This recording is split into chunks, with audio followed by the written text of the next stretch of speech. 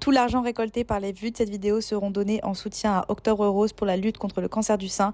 Donc s'il vous plaît, ne skippez pas les publicités. Je vous laisse avec la vidéo. Et qui se prennent pour les dieux du sexe. Généralement, c'est les mecs les plus pourris au lit. En gros, donne-moi ou sinon je m'attache pas à toi. J'ai un sugar daddy depuis 1 an maintenant et ma meilleure amie vient de s'en rendre compte. Oh là les gars, j'espère que vous allez bien. Moi ça va, je viens de m'enfiler le meilleur gâteau au chocolat du monde pour le dîner. Oui, j'ai mes règles et j'ai mangé un gâteau au chocolat pour le dîner. Et alors, j'ai le droit, tu as le droit, nous avons le droit. Et c'est quoi ma chose préférée au monde après le gâteau au chocolat? C'est vous, évidemment. Et le thé au caramel aussi. Aujourd'hui, il faut qu'on règle un problème de haute importance les gars. On s'est pas vu vraiment, juste nous entre copines. On n'a pas fait de girl talk depuis très longtemps, depuis avant l'été au moins. Et c'est quoi ça? C'est pas dans nos habitudes. On a besoin de ce moment à nous, on a besoin de se retrouver entre copines. Et donc, on se retrouve pour un nouveau girl talk. En gros, le concept c'est vous me posez toutes vos questions sans filtre. Des questions sur le sexe, des questions sur l'amour, l'amitié, votre intimité, peu importe. Et j'essaie d'y répondre comme je peux, j'apporte des réponses si j'ai des réponses. Alors attention, disclaimer, je ne suis ni docteur, ni sexologue, ni psychologue, je ne suis pas une professionnelle de santé, donc tout ce que je vais dire, faut le prendre avec des pincettes. Je suis ouverte à tout débat en commentaire. Je vais commencer crescendo comme d'habitude, on va commencer par des questions un peu plus soft et ensuite on va aller dans le plus spicy. Il revient vers moi à chaque fois qu'il est en break avec sa copine. Que faire? Tout dépend en vrai. Si t'as des sentiments pour lui, cours. Casse-toi, je suis totalement contre donner son temps et son énergie à une personne qui n'est pas sûre de te vouloir et d'avoir envie d'être avec toi. Je sais que c'est hyper tentant d'aller justement vers les mecs toxiques et qu'il y a un truc attirant dans le fait que la personne, tu sais pas vraiment si elle te veut, tu vois. J'ai passé ma vie à courir après des mecs qui étaient en mode oui mais non, mais oui mais non, mais en fait je t'aime bien, mais en fait je t'aime pas, mais en fait... Ciao. Flemme d'être le plan 2 en fait. Tu es le main caractère. Je suis en couple, enfin je crois. En vrai je comprends parce que je suis restée 4 ans en couple avec quelqu'un et on s'est jamais dit à la base qu'on était ensemble, ça s'est fait naturellement, donc je comprends. Mais j'ai l'impression de pas être à fond, en tout cas pas comme lui. Alors moi je dirais mauvais signe. Je suis en train de m'étouffer, nickel. Je dirais mauvais signe, pourquoi? Parce que généralement le début dans une relation c'est le moment où justement c'est, tu vois, c'est la flamme, c'est le feu, c'est le moment où tu sais, tu vois. Après toutes les relations ne sont pas les mêmes, hein. Des fois il y a des relations qui partent de rien et qui montent et que ça arrive avec le temps, mais quand même de mon expérience à moi je sais que si tu sens pas ce truc dès le début, peut-être que tu devrais prendre un petit pas en arrière parce que tu pourrais peut-être faire du mal à la personne qui est en face de toi et c'est pas le but non plus. Faut que j'arrête de faire des clins d'œil, je sais pas les faire.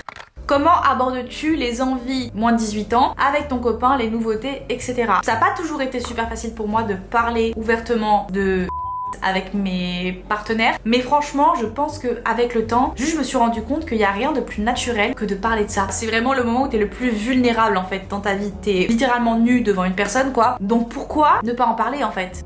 Et je trouve que c'est beaucoup plus détente justement de parler de tout ça vraiment dans des moments random, dans des moments où vous êtes tous les deux sur le canapé, vous venez de manger ou j'en sais rien. Lance-toi et vois comment la personne elle te répond en face. Alors je sais que tout le monde n'est pas à l'aise avec ça, mais c'est trop dommage d'avoir des tabous là-dessus. Donc s'il y a un truc qui te gêne, s'il y a un truc que t'aimerais essayer, s'il y a un truc peu importe, il faut que tu l'exprimes parce que l'autre il peut pas le deviner en fait. Que penses-tu du reportage sur les influenceurs? J'en ai parlé vite fait dans mon podcast, mais je l'ai pas vu, le documentaire. Je sais qu'il y a eu un documentaire, je pense que tout le monde sait de quoi je parle, mais en gros il y a eu un documentaire qui a détruit l'image des influenceurs, mais qui montrait que des influenceurs de télé-réalité, ce qui est totalement différent de ce que moi je fais par exemple. La seule chose que j'aurais à vous dire c'est de bien choisir les personnes que vous suivez sur les réseaux, parce que c'est juste hyper important, on se rend pas compte des fois, on suit des gens comme ça et on prend les choses à la légère, mais toutes les personnes que vous allez suivre, que vous le veuillez ou non, elles vont avoir de l'influence sur vous. Ça me stresse, j'ai l'impression que c'est pas droit, pourquoi? Donc voilà, choisissez bien les personnes que vous suivez en fait, tout simplement. Comment vivre avec son ex sans se torturer? En coloc avec lui et son frère. Pourquoi? Alors je pense qu'il y a une situation qui fait que tu peux pas t'en échapper. Enfin j'ai cohabité avec quelqu'un avec qui j'étais en pleine séparation et c'était horrible en fait. C'était horrible. Donc je te conseille de trouver une solution pour partir. Vraiment mauvais délire. Comment faire face à un garçon qui te dit que une des seules façons pour qu'il s'attache c'est le sexe? Ça s'appelle du chantage madame. En gros donne-moi ou sinon je m'attache pas à toi. Une pratique intime ne se passe qu'à une seule condition, le consentement. Le consentement, c'est simplement le moment où toi tu vas te sentir bien, où toi tu vas te sentir prête. J'ai pas vraiment de contexte, je sais pas depuis combien de temps vous vous fréquentez ou peu importe, mais dans tous les cas, que ça fasse 2 semaines, 3 semaines, 1 mois, 2 mois, 6 mois, si tu te sens pas prête, ne le fais pas. Mais s'il te plaît, par pitié, ne te mets pas la pression pour un mec qui te dit ça, pour qu'après tu fasses le truc et qu'il te dise ciao. Combien de fois c'est arrivé ça? Trop, on ne les compte plus, donc attention à toi.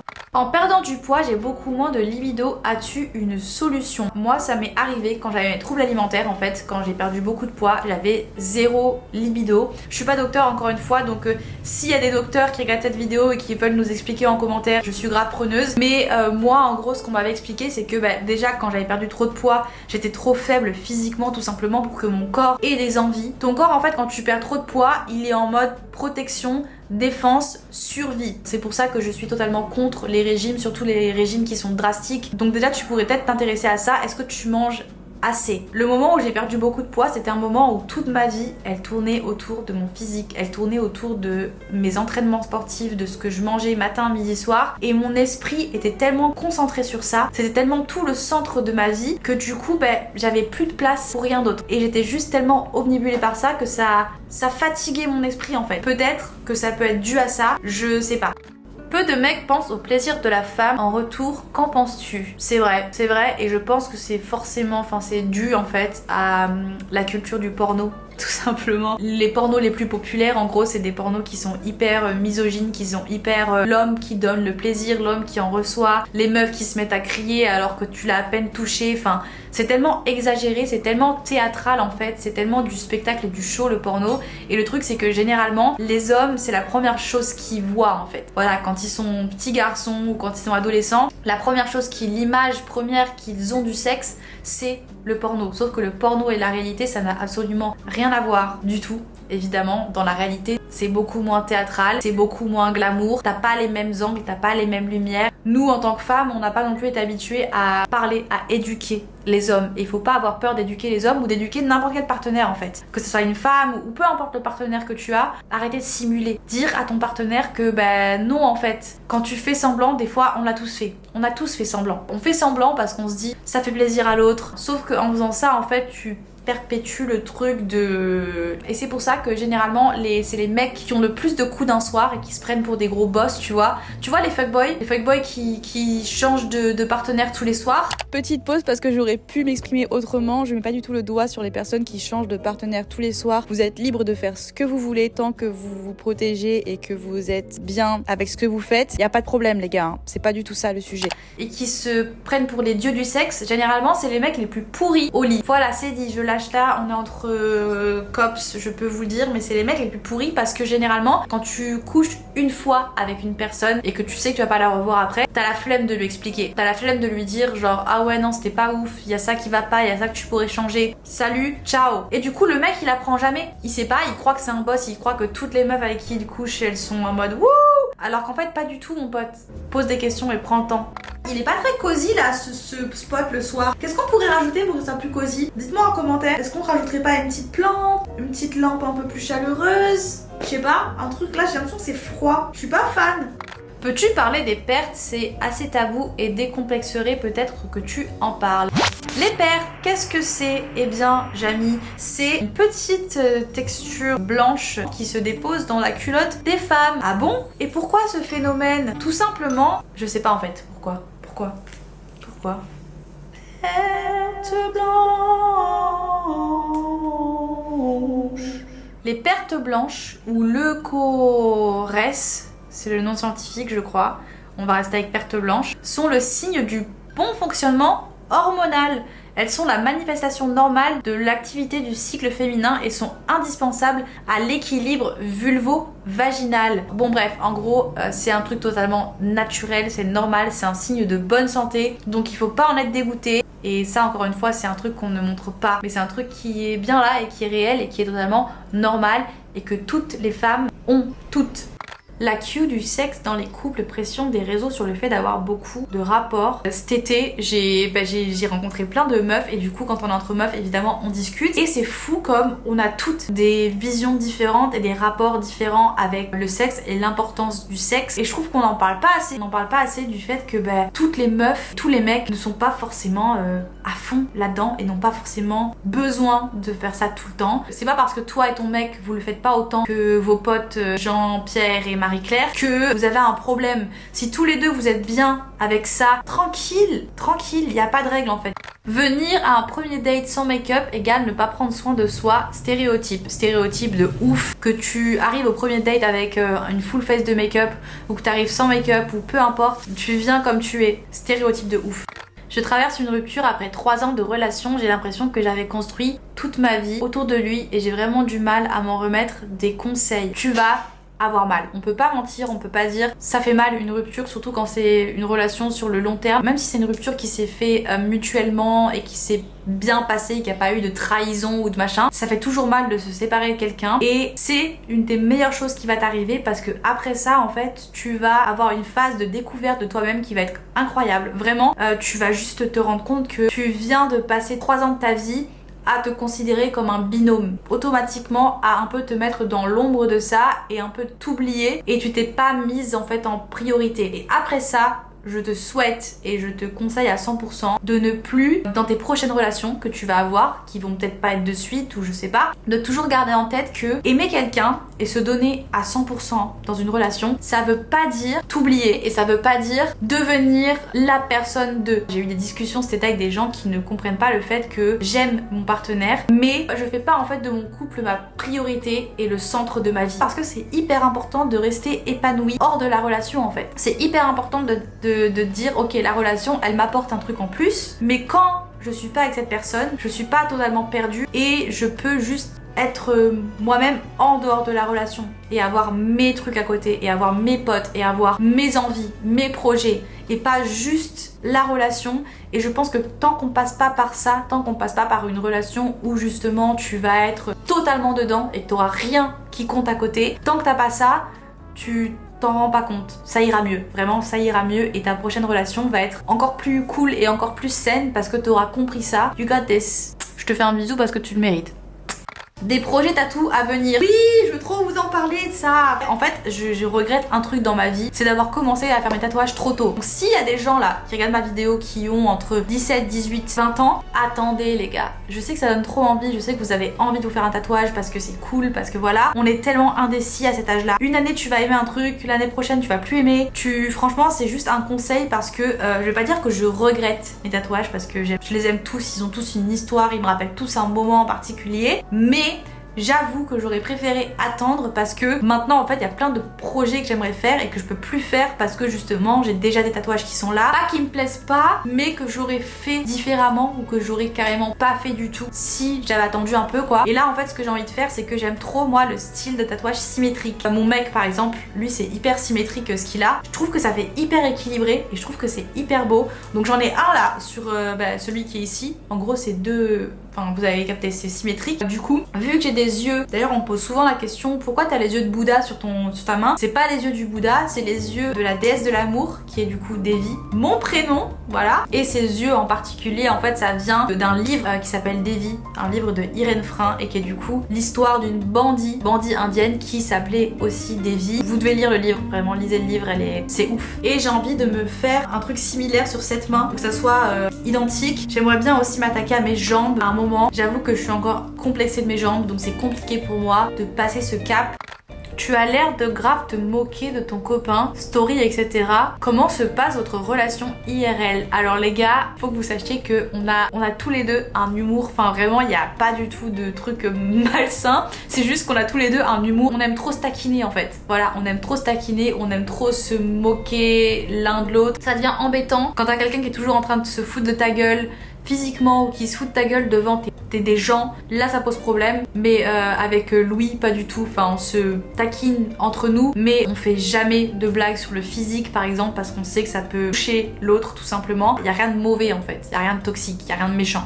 Je suis avec quelqu'un sans moyens, alors un homme m'a proposé de sortir avec lui pour m'aider financièrement et j'en ai besoin. Je le tromperai pas par envie, mais je sais pas si tu captes. Alors fais attention, fais hyper attention à toi. Je ne cesserai de le dire, je l'ai partagé la dernière fois en story parce que j'ai beaucoup de propositions comme ça. Très souvent c'est des arnaques, faites hyper attention. Tous les sugar daddy qui vous envoient des messages sur Instagram, c'est des abonnés qui m'ont envoyé des screens et qui m'ont expliqué la dernière fois parce que je l'ai partagé en story. Ils te demandent de faire un premier virement pour avoir tes données bancaires ou je sais plus trop quoi, mais en gros voilà, ils te prennent de l'argent. Voilà, donc toutes les propositions par DM Instagram, ça peut être fortement des arnaques. Si c'est du vrai et que t'as vraiment quelqu'un qui te propose ça, fais hyper attention.